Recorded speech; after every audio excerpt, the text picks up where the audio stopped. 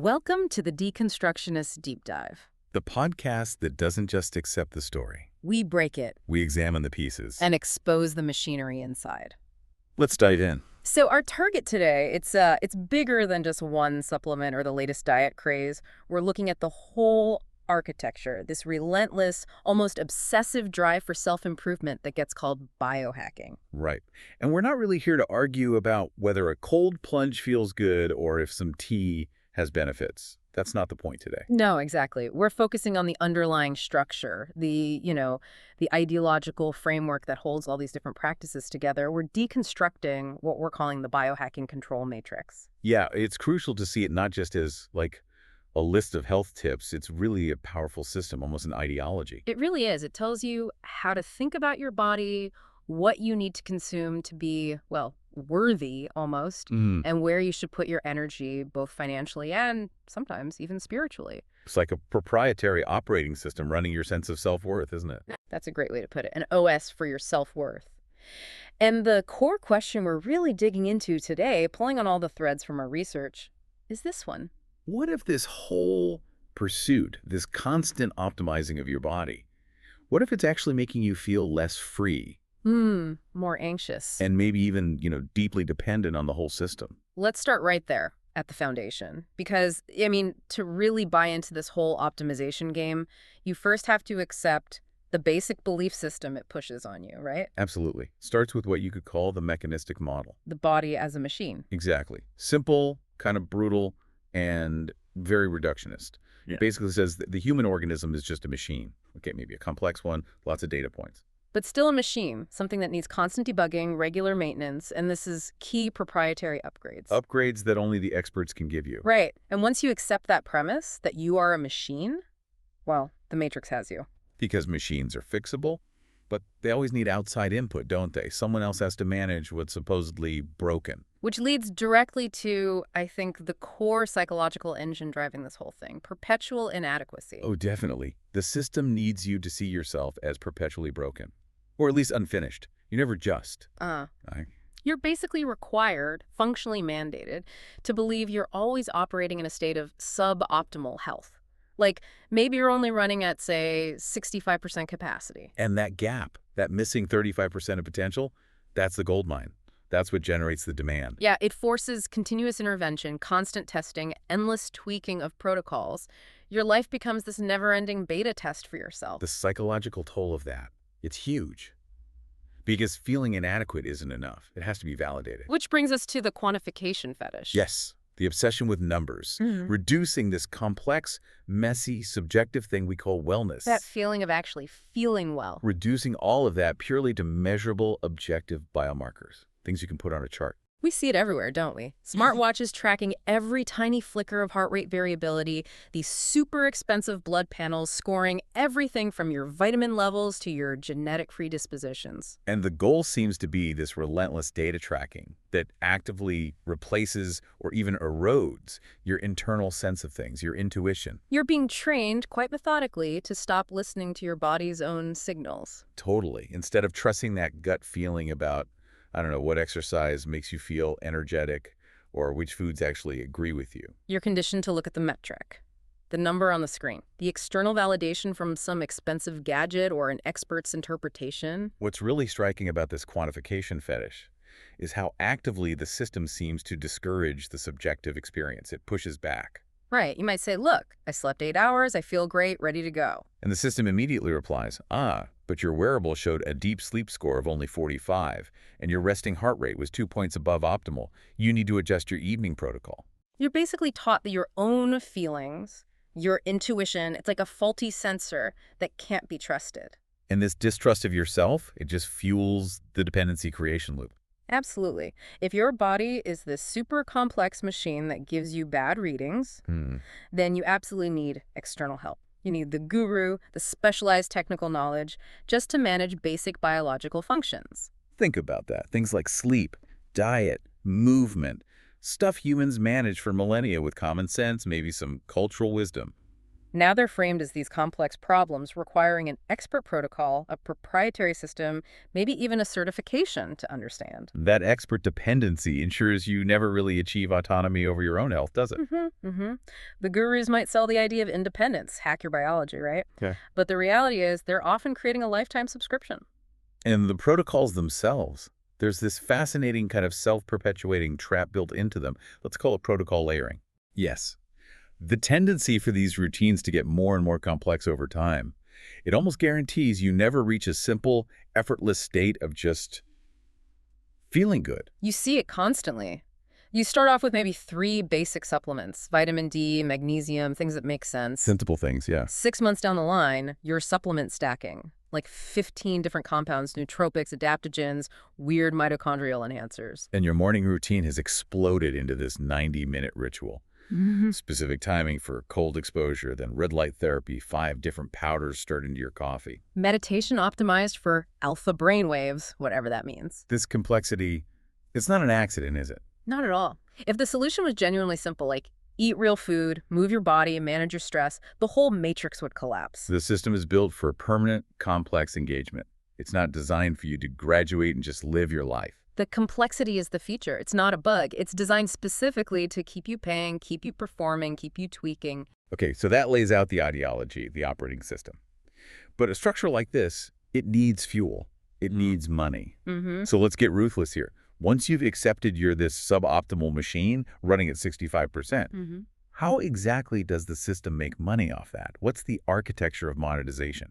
Ah, the money flow. Well, it's intensely profitable and honestly beautifully simple in its design. It runs on a very straightforward market creation strategy. Creating demand where maybe none existed before. Exactly. It bypasses traditional healthcare models almost entirely. The funnel is, as you said, simple, ruthless, very effective. First step, identify or frankly create a problem. You are suboptimal, you are aging too fast, you are full of toxins. Right. Step 2, offer a proprietary solution. Our specific protocol, our unique blend, our patented device. Which leads directly to step 3, the product. Buy this now. And crucially, this loops back. The solution often reveals the next problem, ensuring you stay in the loop perpetually. It's a cycle. So what are the main ways they cash in on this cycle? Our sources point to a few major streams, right? Yeah, our analysis highlights 4 big ones. And the common threads are high markups and critically recurring revenue, something traditional retail often struggles with. Okay, what's the first one? First up, testing services. We're talking expensive telomere length tests, comprehensive microbiome analysis, deep dive genetic diagnostics. Stuff that sounds very scientific, very personalized. Exactly. Presented as the essential keys to unlock your unique biology. But the real genius here is the recurring revenue model. You don't just test once. No way. You test, then you implement the expensive protocol they recommend based on the test, and then you have to retest in 3, 6, maybe 12 months to see if the intervention worked. So you're locked in, year after year, constantly paying to confirm that the system you're paying for is necessary. Precisely. Okay, second stream, and this is often the most lucrative by far, supplement formulations. Ah, the pills and powders, nootropics, adaptogens, those fancy longevity compounds. Yep. And the markup potential here is just astronomical. Our analysis suggests companies often pull in anywhere from 500% to, get this, 2,000% profit margins. Wow, 2,000%. Yeah. They're relatively cheap to make. They're easy to market with compelling stories about, enhanced bioavailability or synergistic effects. Yeah. And they quickly become a daily habit, non-negotiable for the consumer who believes they need it. Okay, third, the heavy hitters. The ones that require a significant upfront investment, hardware and devices. Right, the expensive tech, specialized PEMF mats, fancy light therapy panels, those cryo chambers everyone seems to want. These are pitched as essential infrastructure for your health journey, often costing thousands, sometimes tens of thousands of dollars. And that big price tag itself becomes a hook, doesn't it? It's a powerful psychological anchor, a huge sunk cost. Who wants to admit their 5-figure investment was maybe based more on hype than solid long-term evidence? It ties you deeper to the ideology. Makes sense. And the last one. The most scalable part of the entire machine, information products. Coaching programs, online courses, subscription services from the gurus themselves. Exactly. Certifications, teaching their proprietary methods. Because an info product is basically a digital file, right? After the initial creation, the marginal cost to sell another one is essentially zero. But a perceived value is extremely high. It contains the secret knowledge, the key to unlocking that missing 35% potential. So that's the economic engine. It relies entirely on justifying all this expenditure, which means we need to take the analytical scalpel to some of the scientific claims used, don't we? Definitely. Where should we start? Maybe with the big one, the holy grail metric of the anti-aging quest. Telomeres. Ah, yes, telomere reductionism. Yeah. It's brilliant marketing, really. It takes this incredibly complex, abstract process aging and boils it down to a single measurable number on a lab report, a fixable defect. Makes it seem controllable. Exactly. But Yeah. the scientific reality, which often gets, let's say, conveniently downplayed. Is that telomere length is only one factor. Right, it's just one of roughly a dozen primary biomarkers used in serious, sophisticated biological age calculations, focusing only on telomeres. It's classic reductionism. It's like trying to understand the entire universe by only counting, I don't know, red giant stars. You miss the whole picture. Completely. And what's really fascinating is the statistical anomaly that gets marketed like it's standard practice. You mean those claims of people reversing their biological age by decades? Yeah, the headlines you see online, 50-year-old achieves biological age of 20. Our analysis shows these cases represent extreme outliers in the data. We're talking less than 0.1% probability. So it's not the typical result of following a protocol. It's like winning a statistical lottery. Pretty much. But it's marketed as the expected outcome to drive sales of the tests and the supplements. And there are issues with the tests themselves, aren't there? The measurement limitations. Huge limitations. Yeah. These expensive tests often measure telomere length only in your white blood cells. Okay, so what's the problem with that? Well, the telomere length in that specific subset of cells doesn't necessarily reflect your systemic biological age across all your vital organs and tissues. You might have great telomeres in your immune cells, but that tells you very little about the health of your liver or your heart or your brain neurons. But the economic driver is clear. Crystal clear. Create demand for repeated high-cost testing, regardless of how holistically accurate or meaningful those tests actually are. Okay, let's shift gears. Let's talk about food. Or rather, the anxiety around food that this system seems to cultivate. The dietary fear hierarchy. Oh, this is a big one. This is the mechanism that really fuels orthorexia, that obsessive, sometimes paralyzing anxiety about making the perfect food choices. How does it work? It seems built on creating these false choices. Exactly. It's built on the principle of the false dichotomy. The Matrix constantly presents you with an artificial choice between two supposedly terrible threats, creating this impossible-to-win scenario. Like the classic battle. Right. Vegetable oils versus refined sugars. That's the most common pairing, yeah. As if they're equally destructive, occupying the same level of dietary evil, demanding the same level of frantic avoidance. But metabolically, that's just not accurate, is it? Not even close. It's a profound metabolic misrepresentation. Seed oils and refined sugars have fundamentally different biochemical pathways, different effects on the body. One impacts cellular membranes, inflammation. The other triggers insulin spikes, fat storage. They're not the same kind of threat at all. No, but by treating them as equivalent evils, the system fuels constant deep anxiety about eating anything. It ensures you remain perpetually vigilant. And therefore needing specific product-based solutions. Precisely.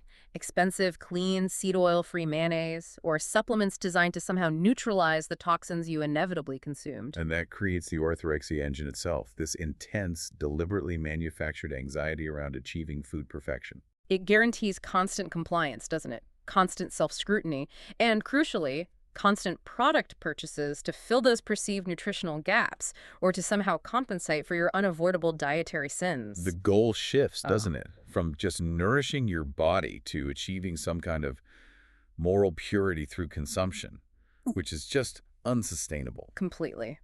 And finally, under distorted science, we have to hit that oversimplification that props up so many diets and lifestyle protocols. The blue zone's oversimplification. Ah, yes. Taking these really interesting, holistic, community-based observations. And stripping them of all context purely to validate specific products or protocols you can sell. The main problem seems to be decontextualization.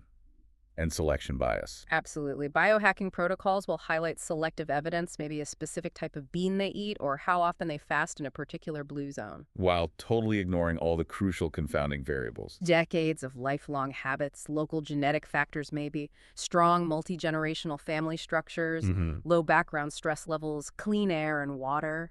Things you can't bottle. Exactly. When you cherry-pick only the evidence that confirms your preferred protocol, oh, look, they drink this special tea, while ignoring things like they walk everywhere, they have deep social connections, minimal pollution. That's not objective analysis, that's just highly selective marketing. The real benefits in those communities often seem tied to things like a shared sense of purpose, zero social isolation, stuff you absolutely cannot buy in a supplement stack or download from an app. But the Matrix, conveniently, only focuses on the things you can buy. Okay, so we've got the ideology, the economics, the shaky science. What about the psychological glue that holds it all together, even when the products don't deliver miracles? Let's talk about the language first. Rhetorical deconstruction. How is language itself weaponized? Oh, the language is brilliant. In a manipulative way, of course. It manages to simultaneously flatter the user while undermining their autonomy. Take the core terms.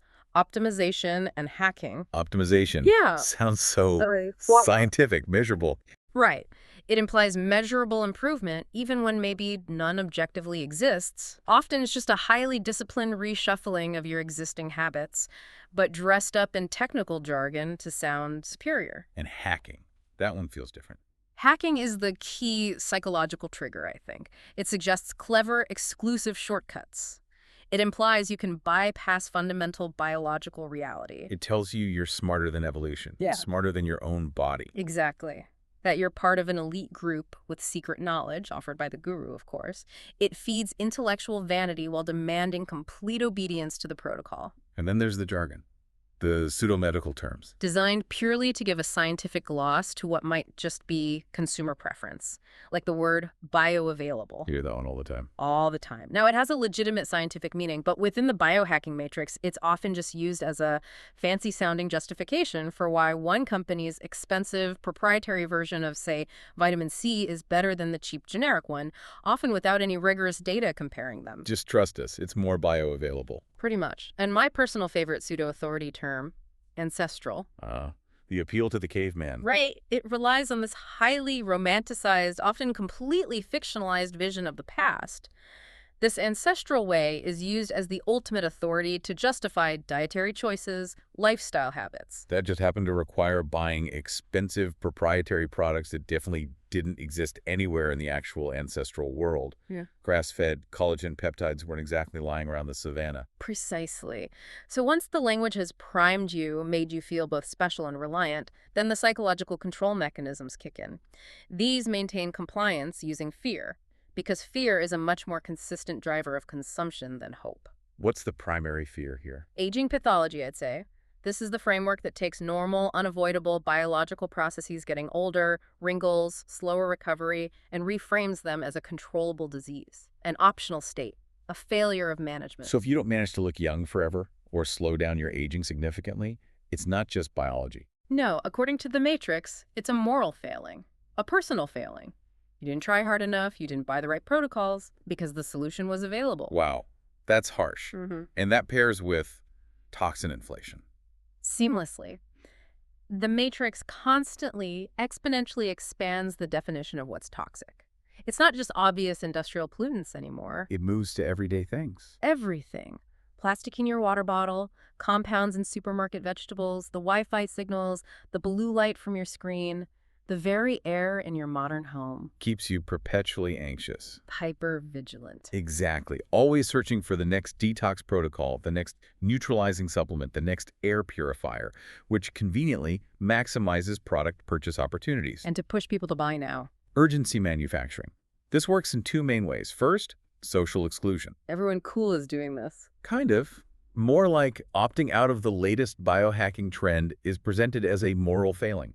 You're lazy, willfully ignorant, choosing to be unhealthy while the enlightened ones are chasing immortality. Creates FOMO, fear of missing out on health itself. Massive FOMO. And that's paired with scarcity tactics. Limited time offers on expensive programs or devices that promise eternal youth or peak performance. It leverages that primal fear of missing the boat. So fear, urgency, What about the logic, Hmm. or lack thereof? There must be fallacies used to keep this airtight when results don't match the hype. Oh, plenty. The most common logical flaw is probably false causality, mistaking correlation for causation. We touched on this with the blue zones, right? Exactly.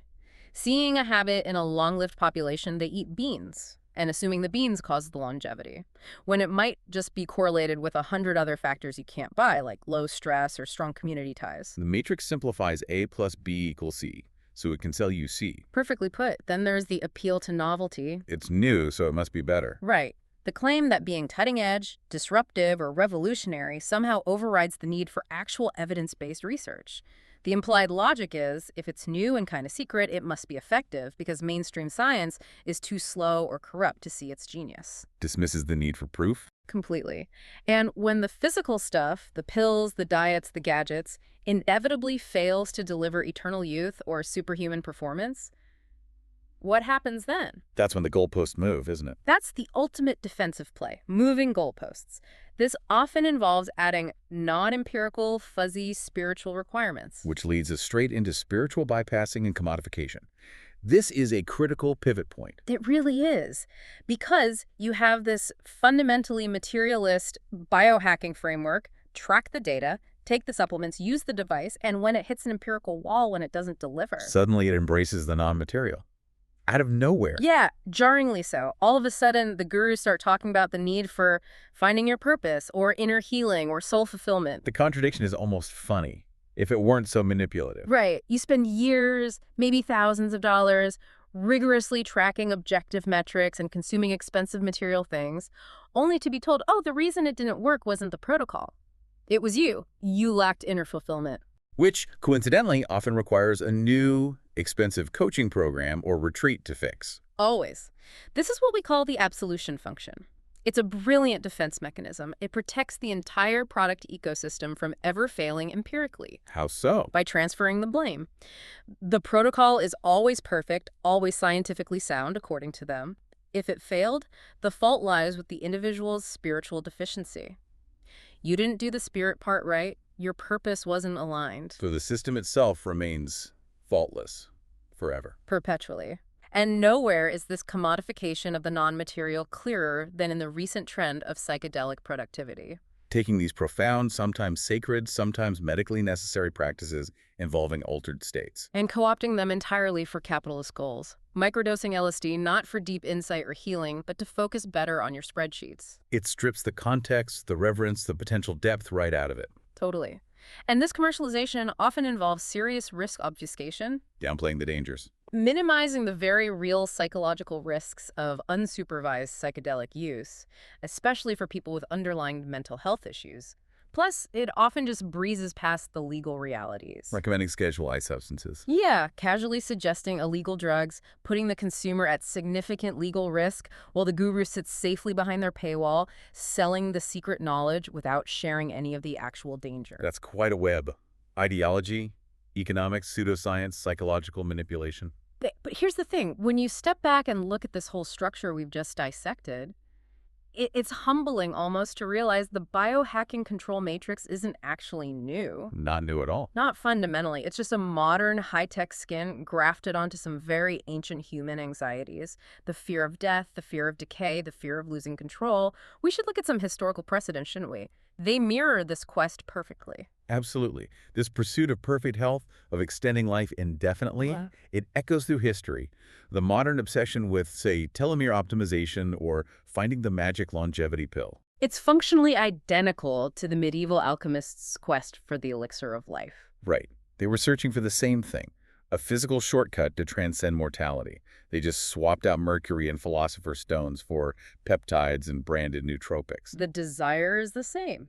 And we also see these uncomfortable parallels with ancient Gnosticism. The belief in secret knowledge. Exactly. Gnosticism revolved around obtaining this hidden elite knowledge, a gnosis that was supposedly necessary for salvation, for escaping the flawed material world. Which mirrors the biohacking structure perfectly. The idea that health isn't natural, but a complex privileged status you can only achieve through expensive courses and secret protocols held by the gurus. If you don't have the gnosis, the secret data, you're doomed to be suboptimal. left behind. Even the medical metaphors get recycled, don't they? Constantly. Think about ancient Greek humoral theory, trying to balance the body's fluids, bile, phlegm, blood to achieve health. How does that connect? Look at the modern leaky metaphors we hear all the time in alternative health. Leaky gut, leaky brain, leaky barriers. It's functionally the same pattern. Identify some kind of internal imbalance, often based on pretty vague or incomplete evidence. And then sell a proprietary protocol or supplement designed to seal the leak and restore balance. The narrative structure hasn't really changed in millennia. Identify problem, sell fix. Recognizing these patterns, seeing the historical echoes, that feels like the first step towards breaking free. It's crucial, because what we're really facing here is a grand philosophical conflict. It's the biohacking control matrix versus, well, human freedom, maybe. Our sources actually suggest some powerful counter systems, ways to think differently. Okay, let's explore this. What's the first big conflict? It's the core idea, control versus harmony. The biohacking ideology, built on that body as machine model, demands absolute control. Control every metric, every macronutrient, every minute of sleep. Obsessive control. Yes. The counter to that comes from philosophies like Taoism, particularly the principle of Wu Wei. Which means non-action, non-striving. Kind of. It's more about effortless action, working with natural rhythms, not against them. Accepting what you can't control. Finding health not in rigid perfection, but in flow, in harmony, in effortless presence. Letting go of the stress of trying to micromanage everything. Exactly. Okay, second conflict. Isolation versus community. The matrix definitely pushes individual optimization, doesn't it? Health as this solo achievement. Totally. Based on your personal discipline, your private consumption of elite products and information, this clashes directly with philosophies like the Ubuntu concept from Southern Africa. I am because we are. Precisely. Ubuntu views health as a shared good, inseparable from your community, your social context. Your well-being isn't defined by the numbers on your smartwatch, but by the strength and health of your social fabric. Something you definitely can't buy online. Nope.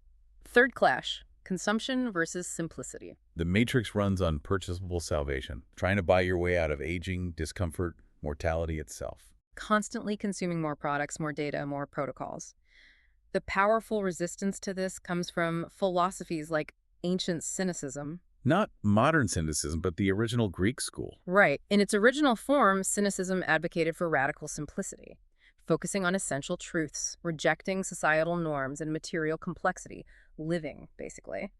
If your actual health needs are simple sunlight, clean water, basic food, movement, connection, then the $2,000 biohacking device loses its power over you. It can't control you if you don't need what it's selling. Exactly. And finally, maybe the deepest conflict, craving versus acceptance. The matrix thrives on craving, doesn't it? The addiction to more. More data, more longevity, more optimization, more perfection, more products. That constant desire is the engine of its growth. To the counter. Is found in traditions like Buddhist non-attachment, the practice of freeing yourself from desire, recognizing that craving itself is often the root of suffering. When you detach from the need to have a younger biological age or a perfect body composition. The matrix instantly loses its grip. Its power evaporates. So these philosophical counters offer a way out. How do we translate that into action? How do we actually reclaim agency, escape the matrix? We need a liberation framework. Right. Based on our sources, it starts with conscious cognitive strategies, things you can actually do to replace the matrix's conditioning. First step, reject reductionism. Stop fixating on single data points. Yes. Instead of obsessing over telomere length or your HRV score, deliberately choose to embrace your biological complexity. Recognize your health is this vast, interconnected, deeply personal system. It's not a dashboard with 9 blinking lights telling you if you're good or bad. Okay, reject the simplistic numbers. What's next? Second, and this one might be the hardest for many, reclaim intuition. Learn to trust yourselves again. Actively prioritize trusting your internal bodily awareness over the external metrics fed to you by devices and gurus. Start learning again what makes you feel energetic, what settles your digestion, what kind of rest you actually need. Maybe start by just ignoring the sleep score for a week and asking yourself in the morning, do I feel rested? That's a perfect starting point. The truth, the real data, is already inside you. You just need to relearn how to listen. And third, Critically. question authority. Yeah. You have to implement strategies to actively challenge that guru dependency that expert worship the matrix fosters. No. When presented with a new miracle protocol or supplement, demand the real evidence. Ask for the rigorous, independent, double-blind studies, not just anecdotes or company-funded marketing material. Contextualize it.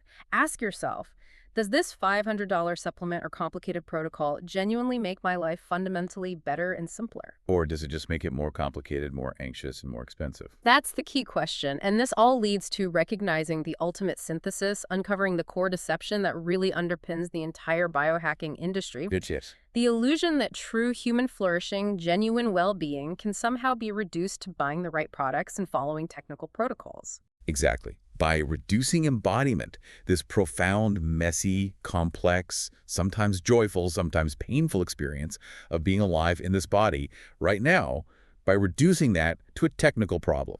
A problem requiring expert-purchased solutions. The matrix strips life of its inherent meaning, its natural vitality. It tells you your body isn't a source of wisdom or pleasure, but a liability, a project you have to constantly manage and fix. The true path, as our sources suggest, isn't found in that obsessive optimization. It emerges from meaningful living, strong community, acceptance of imperfection. Recognizing that chasing infinite longevity is pretty meaningless if you don't have a life worth living today. You have to reclaim your agency, reclaim your body not as a machine to be hacked, but as well as your life. And maybe the most radical act is simply declaring yourself done with being fixed. And that's our deep dive for this week. Remember, the most dangerous illusion is the one you don't know you're in. But now you know. Hopefully you've seen the structure, the economics, the psychology of the biohacking control matrix. So here's our question for you, the listener. So we've torn apart the biohacking machine. Now the real question is, what is the one optimization you've been chasing that you're ready to let go of to actually feel more alive? What are you ready to release? Let us know in the comments. Question the narrative. Deconstruct the dogma. See the system. We'll see you next time. Stay skeptical. Thank you for joining us.